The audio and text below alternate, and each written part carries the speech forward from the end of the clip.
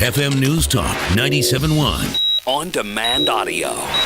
State Representative Paul Curtman, who I know has been listening to that speech and agreed to call in here and give us a little bit of analysis. How are you, sir?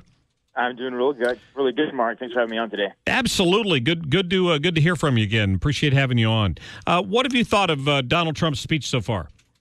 Well, let me start out by saying, as a veteran, as somebody who's spent about 10 years total with the United States Marine Corps, this is the exact kind of speech that a lot of people who've put their lives on the line fighting for our country have been waiting to hear. Somebody who's actually serious about taking care of America.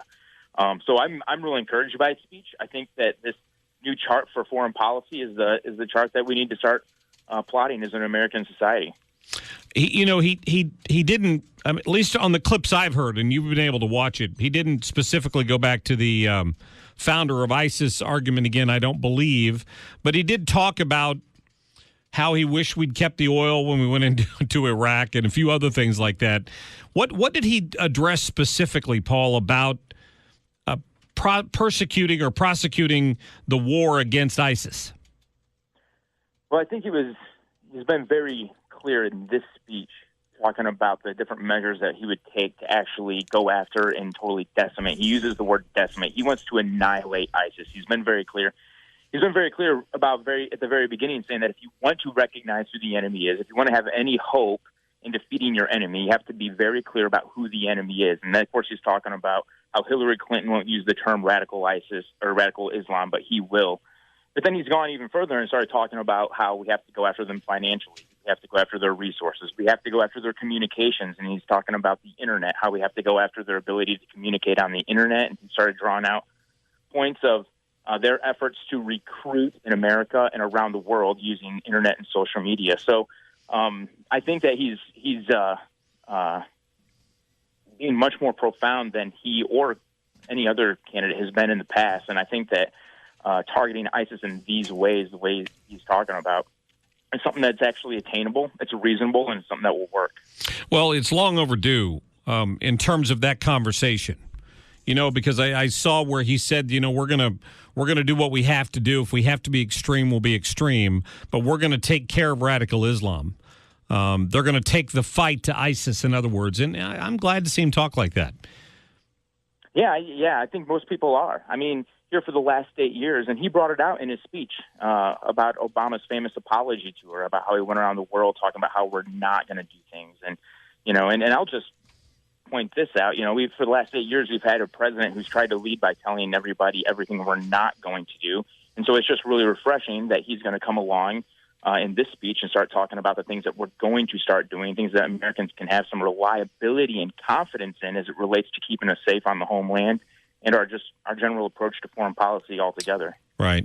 So Paul, let me ask this. If you're like me, and I suspect you are because I know you're a Trump supporter at this point, and do you share the frustration that I share when sometimes he tends to go out and he'll give a great speech like this, and the next day he'll get into a Twitter war with someone, or he'll make some offhanded comment. What I'm hopeful for is that somebody's going to just keep him on track and say, listen, hammer home these points on ISIS, and then in your next speech, hammer home what you're going to do for the economy, and then hammer home what you're going to do on ISIS, and just keep hitting her on these points where your strength lies, and forget about everything else.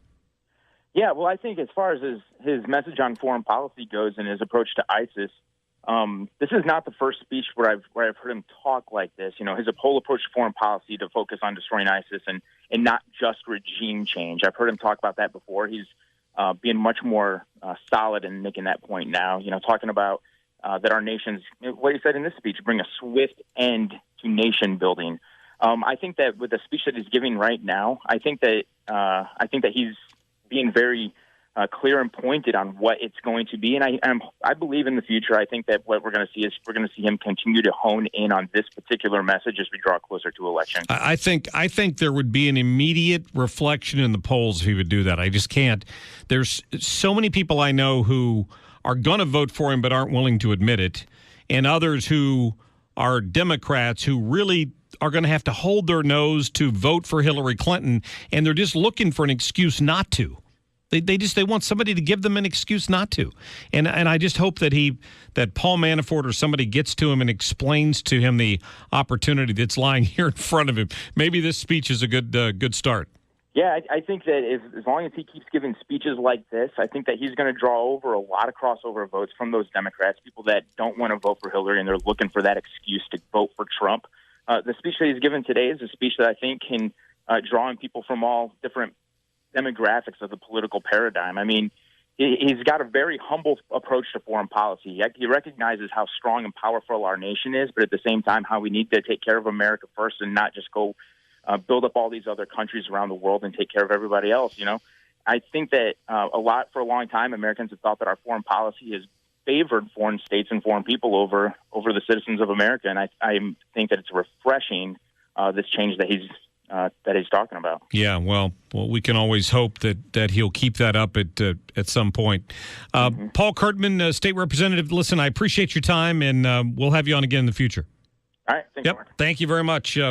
Paul represents District 109 out Labadie, Union, Washington, Missouri, west of St. Louis County there in Franklin County. So appreciate having him on.